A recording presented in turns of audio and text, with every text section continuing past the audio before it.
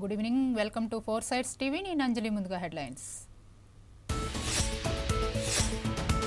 చంద్రబాబు అధ్యక్షతన 12వ ఎస్ఐపిబి సమావేశం. వివిధ పారిశ్రామిక ప్రాజెక్టులకు ఆమోదం.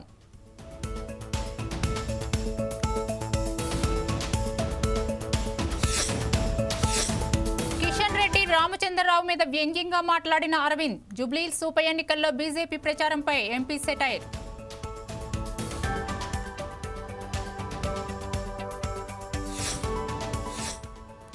క్రికెటర్ శ్రీచరణ్ కు గ్రూప్ 1 ఉద్యోగం. 2.5 కోట్ల నగదు ఇవ్వనున్న ఏపీ ప్రభుత్వం.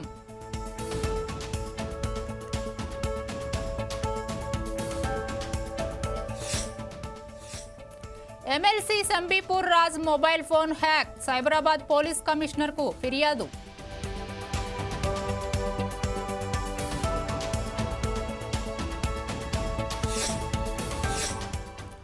ఆదిలాబాద్ జిల్లాలో పత్తి రైతుల కష్టాలు. తేమ పేరుతో కోత విధించడంపై ఆగ్రహం.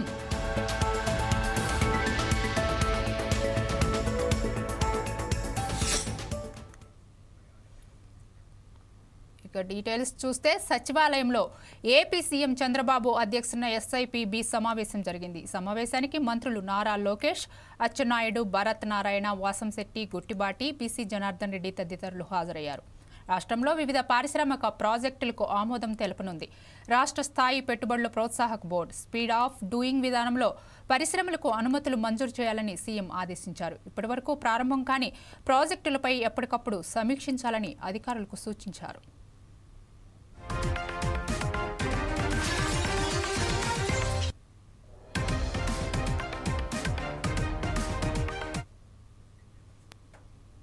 జూబ్లీహిల్స్ ఉప ఎన్నిక నేపథ్యంలో ఎలక్షన్ ఫ్లయింగ్ స్టాటింగ్ టీమ్స్ క్షుణ్ణంగా తనిఖీలు నిర్వహిస్తున్నారు. అందులో భాగంగా మాజీ ఎమ్మెల్యే మర్రి జనార్దన్ రెడ్డి ఇంట్లో ఎలక్షన్ ఫ్లయింగ్ స్క్వాడ్ సోదాలు చేపట్టింది. మోతీనగర్లోని జనార్దన్ ఇంట్లో తనిఖీలు నిర్వహించారు. జూబ్లీహిల్స్ ఉప ఎన్నికల నేపథ్యంలో భారీగా డబ్బును నిల్వ ఉంచినట్లు ఫిర్యాదు అందడంతో కేంద్ర బలగాలతో కలిసి ఎన్నికల అధికారులు తనిఖీలు చేశారు. అలాగే ఎమ్మెల్సీ తక్కెళ్లపల్లి రవీందర్రావు ఉంటున్న నివాసంపై కూడా పోలీసులు రైడ్ చేశారు. బీఆర్ఎస్ రెహమత్ నగర్ ఇన్ఛార్జిగా ఎమ్మెల్సీ వ్యవహరిస్తున్నారు. కూకట్పల్లి నియోజకవర్గంలోని బీఎస్పీ కాలనీలో ఆయన నివాసం ఉంటున్నారు. ఈ క్రమంలో ఎలక్షన్ కోడ్ అమల్లో లేని ప్రాంతంలో పోలీసులు ఇంట్లోకి ఎలా వస్తారంటూ ఎమ్మెల్సీ ఆగ్రహం వ్యక్తం చేశారు. దీంతో పోలీసులకు ఎమ్మెల్సీ రవీందర్రావుకు మధ్య వాగ్వాదం చోటు చేసుకుంది.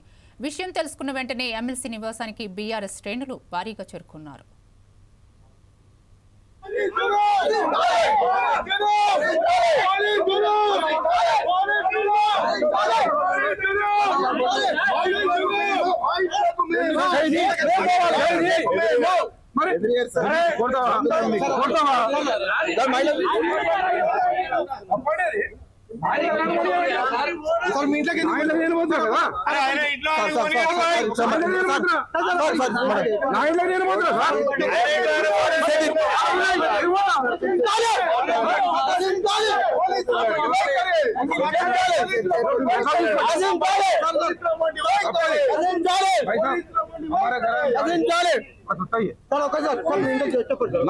మీకేం ప్రాబ్లం? ఏం జరుగుతుంది? దౌర్జన్యం ఇది చేసేది ఇది. ఈ పోలీసులకు తొత్తలు అయిపోయారు. పోలీసులకు పని చేయండి, తీసేసి కాడో కప్పుకోండి. అది బెటర్ పని చేస్తారు. మేము గవర్నమెంట్ లో ఉన్నాం సార్, ఇట్లా చేయలేము. మేము గవర్నమెంట్ లో ఉన్నాం, 15 ఎమ్మెల్యేలు ఉన్నాం, కానీ ఇట్లా చేయలే. ఆయన సొంత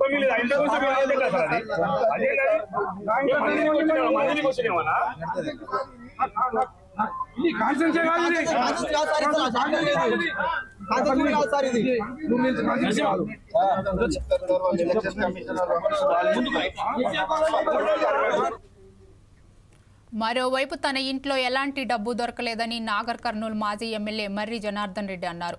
ఓరల్ కంప్లైంట్ చేస్తేనే ఇలా దాడులు చేస్తారా అని పోలీసులను నిలదీశారు. తనిఖీల పేరుతో తమను ప్రచారానికి వెళ్లకుండా గలాటా సృష్టిస్తున్నారని ఆగ్రహం వ్యక్తం చేశారు. పోలీసులతో కలిసి కాంగ్రెస్ పార్టీ డ్రామా ఆడుతున్నదని మండిపడ్డారు. ఇచ్చిన హామీలను డైవర్ట్ చేయడానికి కాంగ్రెస్ ఇలాంటి చర్యలకు పాల్పడుతుందని ఫైర్ అయ్యారు.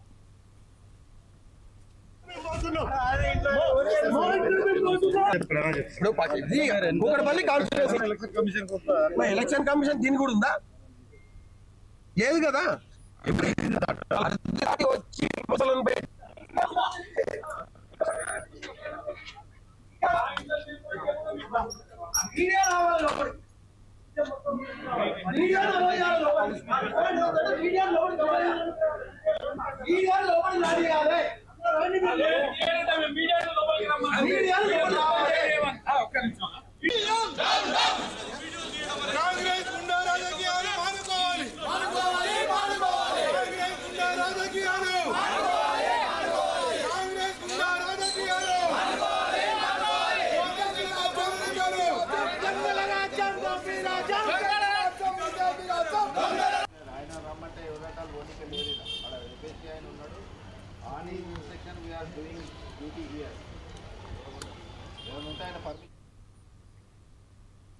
మాజీ మంత్రి కేటీఆర్ హరీష్ రావులపై మంత్రి సీతక్క తీవ్రంగా ఫైర్ అయ్యారు.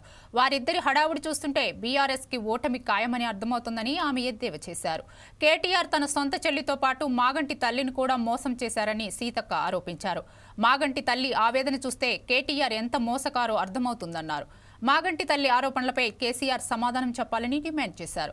తెలంగాణ మహిళలు కేటీఆర్ తీరును గమనించాలన్న మంత్రి సీతక్క హరీష్ రావు నిశ్శబ్ద విప్లవం అని ప్రగల్భాలు పలుకుతున్నారని విమర్శించారు. ఎన్నికల ప్రచారంలో భాగంగా ఈరోజు టీఆర్ఎస్ నాయకుల వ్యవహారాలు చూస్తే వాళ్ళలో ఎంత భయం ఉందనేది స్పష్టమవుతుంది. ఈరోజు కాంగ్రెస్ పార్టీ అధికారంలో ఉండి ప్రజా సంక్షేమానికి కట్టుబడి మరొకవైపు అభివృద్ధి, మరొక దిక్కు ప్రజా సంక్షేమాన్ని అమలు చేస్తున్నటువంటి ప్రభుత్వం కాంగ్రెస్ ప్రభుత్వం, రేవంత్ రెడ్డి గారి ప్రభుత్వం. ఇవాళ కేటీఆర్ గారు, హరీష్ రావు గారు ఇష్టం ఉన్నట్టుగా నోటికి వచ్చింది అబద్ధాలు, అవాస్తవాలు, ఆక్రోశాలు, ఆడబిడ్డల మీద తప్పుడు మాటలు, ఇదే వ్యవస్థ వాళ్ళు కొనసాగిస్తున్నటువంటి విధానం, ప్రచారం. ఇవాళ నేను కేటీఆర్ గారిని ఒకటే మాట మాట్లాడు, అయ్యా నీకు ఆడబిడ్డల్ని ఇబ్బంది పెట్టడంలో ఈ రాష్ట్రంలో, ఈ దేశంలో నెంబర్ 1 నువ్వే అనుకుంటా. ఎందుకంటే సొంత చెల్లిని సహించలేకపోయినా మాగంటి గారి తల్లిని కూడా ఇబ్బంది పెట్టినమని 90 ఏళ్ళ వయసున్నటువంటి ఒక తల్లి వచ్చి ఆమె ఆవేదన వ్యక్తం చేస్తుందంటే నువ్వు ఎలాంటి ఘనాపాటివో, ఎంత మోసకారివో, ఎంత మరి దుర్మార్గునివో నీ చెల్లి మాటలలో, మాగంటి గారి తల్లి మాటలలోనే బయటికి రావడం జరిగింది. ఇలా హరీష్ రావు గారు బయటకు వచ్చి మరి నిశ్శబ్ద విప్లవం అని అంటున్నారు. ఆ రోజు కూడా 2003 ఎన్నికలలో మాకు నిశ్శబ్ద విప్లవం ఉంది, మేము గెలుస్తున్నాం అంటే ఆ మాట నిన్ను నిండా ముంచింది. ఈరోజు నిశ్శబ్ద విప్లవం ఉంది, 1 సైడ్ మీకు ఎన్నికలు జరుగుతున్నాయి, 1 సైడ్ మేము గెలవబోతున్నామని బింకాలు మాట్లాడుతున్నాం కదా. మీ ఇంట్లో ఒక విషాద సంఘటన జరిగింది, మీ తండ్రి చనిపోయిండు, నిన్ననే దినమైంది. ఈ రోజే వచ్చి అంత అడావుడిగా బయటకు వచ్చినామంటేనే మీ పార్టీలో మీలో ఎంత భయం ఉంది, ఓడిపోతున్నాం అనేటువంటి భయంతో నువ్వు వచ్చి అవాస్తవాలను మాట్లాడుతున్నావు. అందుకనే ఇవాళ భయం అనేది మీకు పట్టుకున్నది, ఓటమి భయం మీకు పట్టుకున్నది, ప్రజల్ని బ్లాక్మెయిల్ చేయడం మీకు పట్టుకున్నది. వికాసం కాదు, విధ్వంసం చేసిరు హైదరాబాద్ను, ఆ తెలంగాణ ప్రజల యొక్క జీవితాలను విధ్వంసం చేసిరు. ఇవాళ తెలంగాణ ప్రజల కోసం తెలంగాణ ఇచ్చిన కాంగ్రెస్ పార్టీగా తెలంగాణ ప్రజల యొక్క ఇబ్బందులు తెలిసి అవన్నీ పరిష్కరిస్తూ పేదలకు ఇల్లులు కానీ, పేదలకు మరి సన్నబియ్యం కానీ, కనీసం 10 ఏళ్లలో రేషన్ కార్డులు కూడా ఇవ్వనటువంటి దివంగత బీఆర్ఎస్ ఎమ్మెల్యే మాగంటి గోపీనాథ్ మరణం వెనుక మాజీ మంత్రి కేటీఆర్ హస్తముందంటూ సంచలన ఆరోపణలు చేశారు కేంద్ర మంత్రి బండి సంజయ్. ఇది తన మాట కాదని గోపీనాథ్ తల్లి చెప్పిన మాటేనని చెబుతున్నానని అన్నారు. సీఎం రేవంత్ రెడ్డికి ఏ మాత్రం పౌరుషమున్నా గోపీనాథ్ మరణంపై సమగ్ర దర్యాప్తు చేయించాలని డిమాండ్ చేశారు. కేటీఆర్ను బొక్కలో వేసి 3rd డిగ్రీ విచారణ చేయాలంటూ సంచలన వ్యాఖ్యలు చేశారు. మాగంటి గోపీనాథ్ వాళ్ళ తల్లి వీడియో చూసారని అలా వాళ్ళ తల్లి వచ్చి చెప్తున్నది అలా, నా కొడుకు చావుకు కారణం ఎవరు? కేటీఆర్ అట. కేటీఆరే నా చావుకు, నా కొడుకు చావు కారణం కేటీఆరే అని చెప్పి తల్లి చెప్తున్నది. నాకు కూడా అనుమానం ఉన్నది, ఏమనుమానం ఉంటే ఆమె దాని విచారణ జరపాలి. అమెరికా పోయొచ్చేదానికే శవాన్ని వెంటిలేటర్ పెట్టి అట్నే పెట్టిండా, లేకుంటే సాటి పోయి వెంటిలేటర్ తీసిండా? నాకైతే అనుమానం ఉన్నది. రేవంత్ రెడ్డి నీకు రోషం, పౌరుషం, పాకిస్తాన్ రక్తం నీ పౌరుషం బాగా రేవంత్ రెడ్డి గ్రేట్గా ఫీల్ అవుతాడు. నా దాంట్లో అంటే ప్రవహిస్తే నువ్వు వెంటనే విచారణ జరుపు, ఈ ట్విట్టర్ టెలిగ్రామ్ తీసుకెళ్ళిపోయి లోపలి 3rd డిగ్రీ చేసి కొట్టు, అప్పుడు విషయం బయటకు వస్తుంది. రావాలనేనా వీడియో. జూబ్లీహిల్స్ ఉప ఎన్నికల్లో కాంగ్రెస్ పార్టీ అభ్యర్థి నవీన్ యాదవ్కు ఏకగ్రీవంగా మద్దతు తెలిపాయి నాయీ బ్రాహ్మణ సంఘాలు. ఎర్రగడ్డ డివిజన్ పరిధిలో నిర్వహించిన నాయీ బ్రాహ్మణ ఆత్మీయ సమ్మేళనంలో మంత్రి పొన్నం ప్రభాకర్ పాల్గొన్నారు. ఈ సందర్భంగా నాయీ బ్రాహ్మణ సమస్యల పరిష్కారానికి కృషి చేస్తానని తెలిపారు. 250 యూనిట్ల ఉచిత విద్యుత్ ఇప్పుడు వస్తున్నట్లు, 0 బిల్లు వచ్చేలా ప్రభుత్వంతో మాట్లాడతానని హామీ ఇచ్చారు. తాను ఎంపీగా ఉన్నప్పుడు కరీంనగర్ నాయీ బ్రాహ్మణ సంఘానికి 10 గంటల స్థలం 10 లక్షల రూపాయలు కేటాయించి భవనాన్ని ప్రారంభించానని తెలిపారు. కులవృత్తులు నాముషి కాదన్న మంత్రి పొన్నం మారుతున్న కాలానికి అనుగుణంగా టెక్నాలజీ మారుస్తూ మన వృత్తులు అభివృద్ధి చెందాలని సూచించారు. కులపరంగా వ్యక్తిగతంగా అనేక అసమానతలు ఉన్నటువంటి సందర్భాలు ఇప్పుడు ఇంకా రోజుకు ఇటువంటి ఉన్న పరిస్థితులలో, కానీ అవన్నింటినీ అధిగమించి అర్బనైజేషన్ అయితే అవి ఎవరు పట్టించుకునే పరిస్థితి రెడీ అలా. సో ఈ సందర్భంగా నేను మిమ్మల్ని ఒకటే కోరుతున్నా, కులపరమైన సమస్యలు పరిష్కరించడానికి నేను బలహీన వర్గాల పెట్టాను ఉంటా. నేను పార్లమెంట్ సభ్యుడైనా ఎప్పుడు ఎక్కడసారి మా ఇంటికి తెలుసుకొని నేనే షాప్కి వెళ్తుంటే, మా ఇంటి ఎదురుగా షాప్ ఉంటే నేనే ఆయన దగ్గర రోడ్డుగా నడుచుకుంటూ పోయి ఇప్పుడు కూడా అంతే, ఇప్పుడు కూడా నేనే షాప్కి వెళ్తా. సోమాలు కూడా మీరు ఎప్పుడన్నా చూడొచ్చు. తప్పకుండా నేనేమంటున్నా అంటే ఏ సమస్య ఉన్నా నేను ఆడికే చిన్నప్పటి నుంచి పెరుగుకుంటా చూసుకుంటా ఖాళీలకి కొట్లాడుకుంటూ తన్నుకుంటూ వచ్చిన కొట్టి మీ పక్కన నిల్చుంటా మీకు అడ్డగా ఉంటాయి. ఇవాళ ఎన్నికలు నేను చెప్తున్నాను అందరికీ తెలుసు ప్రత్యక్షంగా. రెండు, ఇవాళ నవీన్ యాదవ్ అన్నాడు ఒక బ్యాక్గ్రౌండ్ బిడ్డ, అవకాశం వచ్చింది మన శక్తిని నిరూపించుకోవడానికి. ఇక్కడి నుంచి పోయిన తర్వాత జూబిలీహిల్స్ ఏరియాలో ఎక్కడెక్కడ షాప్స్ ఉంటాయో అక్కడెక్కడ పోయి వాళ్ళందరికీ చెప్పి ఈ 3 రోజులు దుకాణం వచ్చినా, మీరు ఎక్కడికి దుకాణానికి పోయినా, వాకింగ్కి అయినా, కూరగాయలకైనా, హోటల్కైనా ఈసారి నవీన్ యాదవ్ గెలుస్తున్నాడు అనే ఒక మాట మీరు రోజుకు కనీసం 50 మందితో చర్చించాలనే మాట మనం. జూబ్లీహిల్స్ ఉప ఎన్నికల్లో బీజేపీ ప్రచారంపై ఆ పార్టీ నిజామాబాద్ ఎంపీ ధర్మపురి అరవింద్ ఆసక్తికర వ్యాఖ్యలు చేశారు. బీజేపీ వాళ్ల ప్రచారం ఎంత గొప్పగా ఉందో చూస్తున్నారుగా అంటూ వ్యంగ్యంగా అన్నారు. గోపీనాథ్ చనిపోయి 6 నెలలు కావస్తున్న ప్రణాళిక ఎంత గొప్పగా ఉందో చూడండి అంటూ కిషన్ రెడ్డి, రామచంద్రరావు మీద సెటర్లు వేశారు. జూబ్లీహిల్స్ నియోజకవర్గంలో తాను కూడా సోషల్ మీడియాలో ప్రచారం చేస్తున్నానని అన్నారు. మేము గ్రామస్తులము, గ్రామాలంటే ప్రేమ. జూబ్లీహిల్స్ అంటే సంపన్నుల ఏరియా. అది అక్కడ నాయకులు ఉన్నారు, మా సీనియర్ నాయకులు ఉన్నారు, ఆడ మా ఎంపీ ఉన్నాడు, మా మంత్రి ఉన్నారు, వాళ్ళు చూస్తున్నారు. గోపీనాథ్ గారు ఎన్నడూ చనిపోయినరు, ఏ నెలలో చనిపోయినరు? దాదాపు 6 నెలలు వస్తున్నాయి అంతే కదా. సో 6 నెలల ముందు ఎలక్షన్ వస్తుందని తెలుసు, ప్రణాళిక చేసుకున్నారు వాళ్ళు, క్యాండిడేట్ ఎన్నుకున్నారు, అయిపోయాయి. రేపా లాస్ట్ ఎల్లుండే అయిపోయింది ఎలక్షన్లు. 14th రిజల్ట్ వాళ్ళు చూస్తున్నారు. అక్కడ ఇందూరులో ఉండి జూబ్లీహిల్స్ మీద ఫోకస్ ఉంది ఒకటేసారి. ఇప్పుడు నేను మాట్లాడింది జూబ్లీహిల్స్ ప్రచారం కూడా అయింది. ప్రచారం చేస్తలేని అనుకోకూడదు, వస్తాయింది. ఆడ వేసేటోళ్ళ కంటే ఎక్కువైంది ఇడికెళ్ళి. మా రామచంద్రరావు గారు, హలో, నేను మాట్లాడిన మాటలు నా సోషల్ మీడియా బలము ఆడ ఫిజికల్గా చేసిన దానికంటే ఎక్కువైతుంది ప్రచారం. ఓకే, కంప్లైంట్ లేకూరు నా మీద. Our standard of Nizamabad BJP is much higher. I am proud to say here is one of the product. Indurkelli. మహిళా క్రికెట్ వరల్డ్ కప్ విజేత టీమిండియా సభ్యురాలైన తెలుగమ్మాయి శ్రీచరణ్కి ముఖ్యమంత్రి నారా చంద్రబాబు నాయుడు భారీ నజారాను ప్రకటించారు. శ్రీచరణ్కు 2.5 కోట్ల నగదు బహుమతి ఇవ్వాలని సీఎం నిర్ణయించారు. దీంతో పాటు ఇల్లు నిర్మించుకునేందుకు కడపలో 1000 చదరపు స్థలం కేటాయించినట్లు తెలిపారు. అలాగే రాష్ట్ర ప్రభుత్వంతో గ్రూప్ 1 అధికారిగా ఉద్యోగం కూడా కల్పిస్తామని సీఎం చంద్రబాబు స్పష్టం చేశారు. శుక్రవారం సీఎం క్యాంప్ కార్యాలయంలో ముఖ్యమంత్రి చంద్రబాబును, మంత్రి నారా లోకేష్ను క్రికెటర్ శ్రీచరణ్ మర్యాదపూర్వకంగా కలిశారు. ఉమెన్ వరల్డ్ కప్ గెలుచుకున్న ఆనంద క్షణాలను సీఎం చంద్రబాబు, మంత్రి లోకేష్తో శ్రీచరణ్ పంచుకున్నారు. తనకు మద్దతుగా నిలిచినందుకు కృతజ్ఞతలు తెలిపారు. ఈ సందర్భంగా ముఖ్యమంత్రి చంద్రబాబు, మంత్రి లోకేష్ శ్రీచరణ్ను అభినందించారు.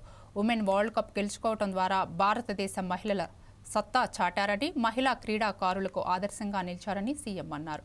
భవిష్యత్తులో మరిన్ని విజయాలు భారత జట్టుకు అందించాలని అభిలషించారు. ఈ సందర్భంగా శ్రీచరణి మహిళా క్రికెట్ సంతకాలు చేసిన టీ-షర్ట్ను ముఖ్యమంత్రికి అందించారు. దాన్ని ఆప్యాయంగా స్వీకరించిన ముఖ్యమంత్రి శ్రీచరణ బృందం భవిష్యత్తులో మరిన్ని విజయాలు సాధించాలని ఆకాంక్షించారు.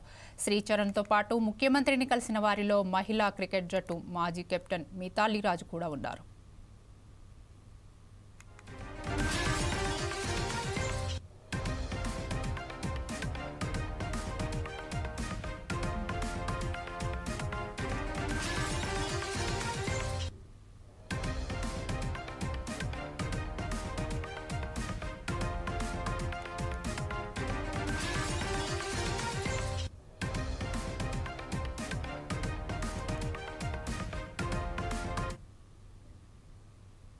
చేవెళ్ల బస్సు ప్రమాదంలో గాయపడి చేవెళ్లలోని పీఎంఆర్ ఆసుపత్రిలో చికిత్స పొందుతున్న బాధితులను తెలంగాణ జాగృతి అధ్యక్షురాలు కల్వకుంట్ల కవిత పరామర్శించారు. వారికి అందుతున్న వైద్య సేవల గురించి అడిగి తెలుసుకున్నారు.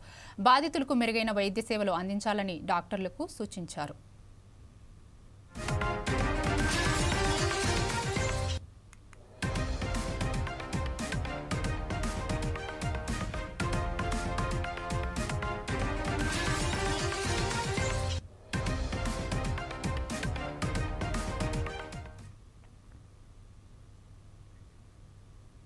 బీఆర్ఎస్ ఎమ్మెల్సీ సెంబీపూర్ రాజు మొబైల్ ఫోన్ను గుర్తు తెలియని వ్యక్తులు హ్యాక్ చేశారు.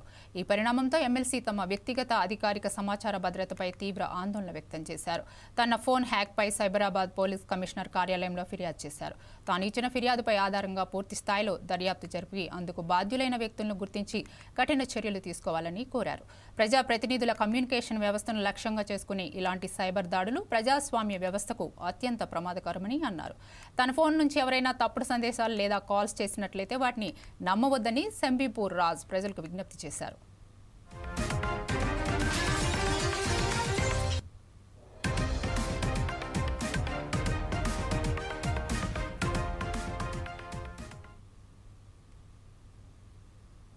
విశాఖలో నటుడు సూపర్ స్టార్ కృష్ణ విగ్రహాలు ఏర్పాటు చేయాలని జనసేన కార్పొరేటర్ పీతలమూర్తి యాదవ్ కోరారు. ఈ మేరకు జీవీఎంసీలో వినతి పత్రాన్ని అందజేశారు. ఈ విషయంపై కౌన్సిల్ సమావేశంలో చర్చ జరిపి అనుమతి ఇవ్వాలని విజ్ఞప్తి చేశారు. మేయర్ పీలా శ్రీనివాసరావుకి వినతి పత్రం సమర్పించారు. ప్రజలకు సేవ చేసిన డివి సుబ్బారావు, సంబం హరి, వందలాది సినిమాలు నటించిన సూపర్ స్టార్ కృష్ణ ముగ్గురు విగ్రహాలు ఏర్పాటు చేయాలని కోరారు. మహావిశాఖ నగరపాలక సంస్థలో ఏదైతే విశాఖ మహానగరానికి మేయర్గా అనేకమైనటువంటి అద్భుతమైనటువంటి అభివృద్ధి కార్యక్రమాలు సేవలు అందించినటువంటి దివంగత మేయర్లు ఎవరైతే పెద్దలు స్వర్గీయ డివి సుబ్బారావు గారు విశాఖ మేయర్ అనే కాకుండా బార్ కౌన్సిల్ ఆఫ్ ఇండియాకి ప్రెసిడెంట్గా, అదేవిధంగా ఆంధ్ర క్రికెట్ అసోసియేషన్కి ప్రెసిడెంట్గా పలుమార్లు సేవలు అందించినటువంటి మహోన్నతమైన వ్యక్తి డివి సుబ్బారావు గారిది. అదేవిధంగా స్వర్గీయ సబ్బం హరి గారు విశాఖ జిల్లా బీసీ నేత, విశాఖ నగర మేయర్గా అనేకమైన అభివృద్ధి కార్యక్రమాలు, బీచ్ రోడ్ల విగ్రహాలు వచ్చాయన్నా, గాంధీ విగ్రహం దగ్గర ధర్నాలు చేస్తున్నామన్నా, శివాజీ పార్క్ అనేది ఏర్పడిందన్నా, సబ్బం హరి గారు పుణ్యం అని చెప్పి ఆయన హయాంలోనే అభివృద్ధి కార్యక్రమాలు జరిగినాయి. అంతేకాకుండా అనకాపల్లి లోక్సభ సభ్యుడిగా ఉన్నటువంటి పనిచేసినటువంటి సబ్బం హరి గారు దివంగత టీడీపీ నేత.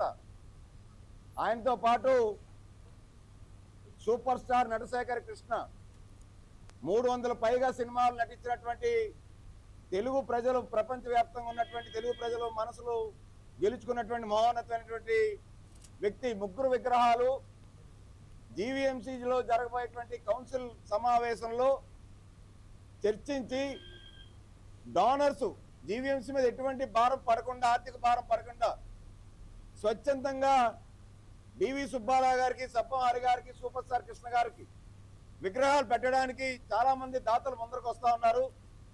కాబట్టి గౌరవ కౌన్సిల్ సమావేశం, రేపు జరగబోయేటువంటి కౌన్సిల్ సమావేశం 10-15 రోజులు జరగబోయే కౌన్సిల్ సమావేశంలో కౌన్సిల్ తీర్మానం కోసం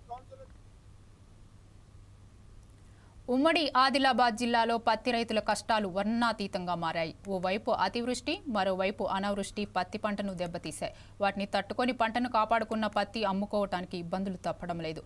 పత్తి రైతులు అల్పపీడన ప్రభావంతో కురిసిన వర్షాలకు నష్టాన్ని చవిచూడగా పంట చేతికొచ్చే దశలో మొంతా తుఫాన్ కూడా కలవరపెట్టిపోయింది. మిగిలిన పత్తి దిగుబడిపై ఆశలు పెంచుకున్న రైతులకు నిబంధనలు కత్తి మెడపై వేలాడుతోంది. సీసీఐ ఏర్పాటు చేసిన కొనుగోలు కేంద్రాల ద్వారా విక్రయించుకున్న మద్దతు ధర పొందవచ్చని ఆశపడితే వారికి నిరాశ మిగులుతోంది. మొదట 12 క్వింటాల వరకు కొనుగోలు చేయాలని చెప్పిన అధికారులు ఇప్పుడు దాన్ని కేవలం 7 క్వింటాల అని ప్రకటించడంపై పలువురు ఆగ్రహం వ్యక్తం చేస్తున్నారు. తేమ పేరుతో కోత విధించడం పట్ల రైతులు ఆందోళన వ్యక్తం చేస్తున్నారు. రెవెన్యూ డిపార్ట్మెంట్ నుండి వచ్చారు, ఆ తరఫు నుండి నేను ఎప్పుడో వచ్చినా, ఓకేనా? ఇప్పుడు మేము వచ్చినా, మీరు ఇక్కడ కూర్చున్నారనే మేము వచ్చినాం, దాన్ని కూడా అర్థం చేసుకోవాలి. నా పేరు లవిశెట్టి భూమయ్య. ఇంతకుముందు పత్తి 12 క్వింటాల వరకు గవర్నమెంట్ సీసీ వాళ్ళు తీసుకునేది. మరి ఈ సంవత్సరం 7 క్వింటాల వరకే తీసుకుందాం అంటారు. మరి మిగతాది ఎవరికి అమ్ముకున్నాడు? 7 క్వింటాలు తీసుకుంటే మిగతాది ఎవరికి అమ్ముకున్నాడు? దళాలకు అమ్ముకున్నాడా, బోకరగాళ్ళకి అమ్ముకున్నాడా? మరి వాళ్ళకి అమ్ముకుంటే వాళ్ళు సరైన రేటు పెట్టారు కదా, మరి వాళ్ళు అన్న రేటుకే ఇచ్చుడా? మరి వాళ్ళు కూడా ఈ రేటుకు 7 క్వింటాలు వేయింది కదా, మిగతా మేము తీసుకోమంటే దాని పరిస్థితి ఏంటిది? కూలీలు ఒక్కొక్క కిలోకు 12 రూపాయలు 13 రూపాయలు అడుగుతున్నారు కూలీలు ఇచ్చి. ఏ రీతని వర్షాల వల్ల ఇటు పొలాలు నష్టపోయినాం, ఇటు ఈ పత్తి నష్టపోయినాం. ఎకరకు 15,000, 16,000, 20,000 ఖర్చు వస్తుంది పత్తికి. అంతే. ప్రభుత్వం ఏంటంటే ప్రభుత్వం ఇంతకుముందు 12 క్వింటాలు తీసుకుంది కాబట్టి ఇంకా పెంచుకుంటూ పోవాలి, కానీ ఇంకా తగ్గుకుంటూ రావడం ఏంటిది? పంటలు తగ్గిపోతున్నాయా? లేదా పత్తిలో వేయకూరి, పత్తి విత్తనాలు వేయకూరి, ప్రభుత్వం పత్తిలో నిషేధించురి. లేకపోతే ఈ ప్రభుత్వం ఈ బతికిపోతారు రైతులు, ఈ పత్తినే మొత్తం బ్లాక్ అయ్యారు. నా పేరు లగసే. నేను 5 ఎకరాల పత్తి వేసిన. ఎకరాకు 10 నుంచి 12 క్వింటాల పత్తి వస్తుంది. ఇప్పుడు గవర్నమెంట్ వాళ్ళు 7 క్వింటాలే కొంటామంటారు. CCI 7 క్వింటాలు కొంటే ఈ కడమ 7 క్వింటాలు నేను ఎక్కడ అమ్ముకోవాలి? దళార్లకు అమ్మితే వాళ్ళు తక్కువ రేట్లకు కొంటారు. CCI వాళ్ళే ఎకరాకు 20 క్వింటాల వరకు కొనుగోలు చేయాలి. మనం 5 ఎకరాలు పెట్టినాం. ఇప్పటి వరకు 25 అంటే ఎకరాకు 15,000 తోటి ఖర్చు వచ్చింది. 75,000 ఖర్చు వచ్చింది. పెట్టుబడి లాసే. ఈ రేట్ లేకపోతే ప్రైవేటులో 6,000, 5,000కే కొంటామంటారు వాళ్ళు. నేను గత 5 సంవత్సరాల నుంచి వెళ్ళి పత్తి సాగు చేస్తున్నా. ఈ సంవత్సరం వర్షాలకు పత్తి చాలా లాస్ అయింది. కాబట్టి ప్రభుత్వం మమ్మల్ని కొంచెం ఆదుకోవాలి. పత్తి ఎకరాన 12 క్వింటాలు వెళ్ళే అంతకుముందు ఇప్పుడు వర్షానికి చాలా లాస్ అయింది. ఇప్పుడు కూడా 12 క్వింటాల వరకు ప్రభుత్వం కొనుగోలు చేయాలని, మాకు మద్దతు ధర రావాలని ప్రభుత్వాన్ని కోరుతున్నాం. ప్రభుత్వం ఇప్పుడు 7 క్వింటాలే కొంటా అంటుంది. మిగతా పత్తి మేము ఎక్కడ అమ్ముకోవాలి? మధ్య దళారులకు అమ్మితే మేము రైతులు చాలా నష్టపోతున్నాను. కాబట్టి ప్రభుత్వమే 12 క్వింటాల వరకు కొనుగోలు చేయాలని మేము ప్రభుత్వాన్ని డిమాండ్ చేస్తున్నాం. నేను గత 5 సంవత్సరాల నుంచి వెళ్ళి పత్తి సాగు చేస్తున్నా. ఈ సంవత్సరం వర్షాలకు విద్యను ప్రైవేటీకరణ చేస్తే ఊరుకునేది లేదని all India democratic students organisation Visakha జిల్లా అధ్యక్షులు కె అభిలాష్ హెచ్చరించారు. ఏఎస్ఓ ఆధ్వర్యంలో విశాఖ GMMC గాంధీ విగ్రహం వద్ద ప్రైవేటు పబ్లిక్ ఒప్పందాన్ని నిరసిస్తూ ఆందోళన చేపట్టారు. వైద్య విద్యను ప్రైవేటీకరించే ప్రయత్నంగా కూటమి ప్రభుత్వం ఇటీవల జారీ చేసిన జీవో నెంబర్ 590ను వ్యతిరేకిస్తూ రాష్ట్ర కమిటీ పిలుపు మేరకు ఈ నిరసన కార్యక్రమం నిర్వహించబడిందన్నారు. కొత్తగా నిర్మించిన 17వ ప్రభుత్వ వైద్య కళాశాలలో 10 కళాశాలల్లో ప్రైవేటు పబ్లిక్ ఒప్పంద పద్ధతిలో నడపాలని కూటమి ప్రభుత్వం నిర్ణయించిందన్నారు. ప్రజాధనంతో నిర్మించిన ప్రభుత్వ వైద్య కళాశాలలను వ్యాపార సంస్థలకు అప్పగించడం ప్రజల ఆరోగ్య హక్కుపై దాడి చేయటమేనన్నారు. PPP పద్ధతిలో ప్రభుత్వ కళాశాలను నడపడం అంటే వైద్య విద్యను పూర్తిగా వ్యాపారం సరుకుగా మార్చటమేనన్నారు.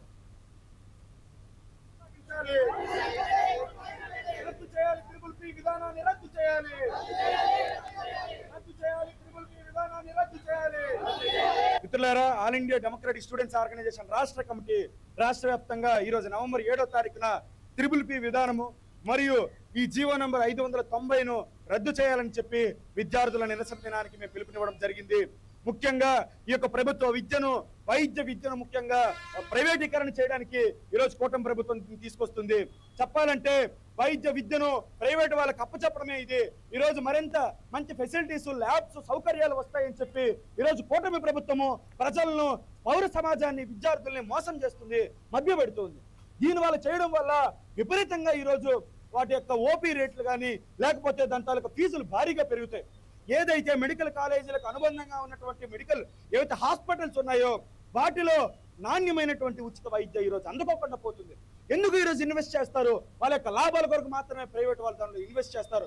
కాబట్టి ఈ కూటమి ప్రభుత్వము విద్యారంగంలో కూడా, ఈ యొక్క వైద్య విద్యారంగంలో కూడా మీరు వ్యాపారాలు చేసుకోండి అని చెప్పి విచ్చలవిడిగా కార్పొరేట్లకు, ప్రైవేట్లకు ఈరోజు చంద్రబాబు నాయుడు పర్మిషన్ ఇవ్వడమే. దీన్ని మేము వ్యతిరేకిస్తున్నాము.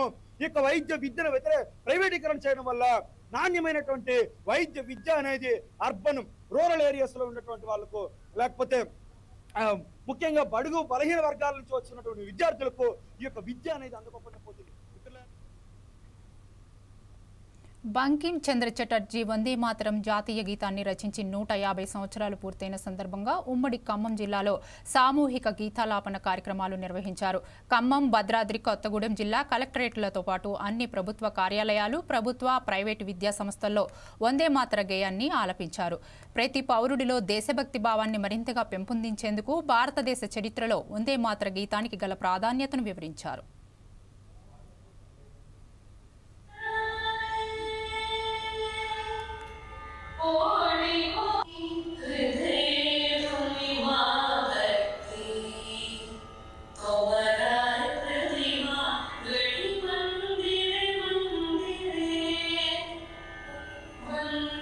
పెంపొందించి ఐక్యంగా ఉండి బ్రిటిష్ వారికి వ్యతిరేకంగా పోరాడడానికి ఏదైతే వందే మాతర ఉద్యమం అనేది ఉపయోగపడిందో అదేవిధంగా ఈరోజు కూడా మళ్ళీ అందరూ మాస్గా ఈ గీతాన్ని ఆలపించి మేమందరం ఒకటే అనేటువంటి సమైక్యభావాన్ని లేకపోతే ఐక్యతను తెలియజేయడం కోసం మళ్ళీ అప్పుడు జరిగినటువంటి సంఘటనల్ని గుర్తు చేసుకోవడం కోసం ఈరోజు మళ్ళీ జాతీయ గేయం వందే మాతరానికి 150 సంవత్సరాలు పూర్తయిన సందర్భంగా మంచిర్యాల జిల్లాలో వేడుకలు ఘనంగా నిర్వహించారు. జిల్లా కేంద్రంలోని అన్ని ప్రభుత్వ, ప్రైవేటు కార్యాలయాలు, పాఠశాలల్లో పలు కూడళ్లలో వందే మాతర సామూహిక గేయాలాపన కార్యక్రమాన్ని నిర్వహించారు.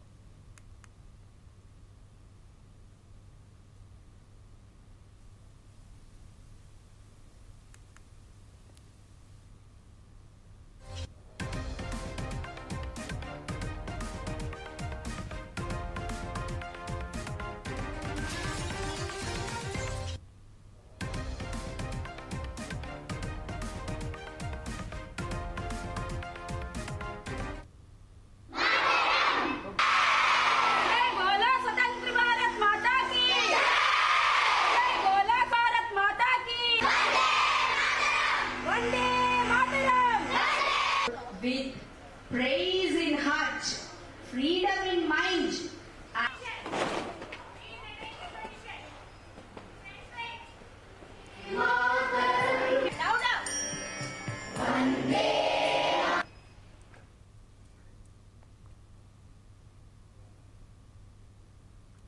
తిరుమల శ్రీవారి భక్తుల కోరిక మేరకు అంగ ప్రదక్షిణ టోకెన్ల జారీని డిప్ విధానం నుంచి మార్చినట్లు టీటీడీ ఈవో అనిల్ కుమార్ సింఘాల్ తెలిపారు. ముందు వచ్చిన భక్తులు ముందు ప్రాతిపదికన వచ్చే ఏడాది ఫిబ్రవరి నుంచి ఆన్లైన్ కోటా విడుదల చేయనున్నట్లు చెప్పారు.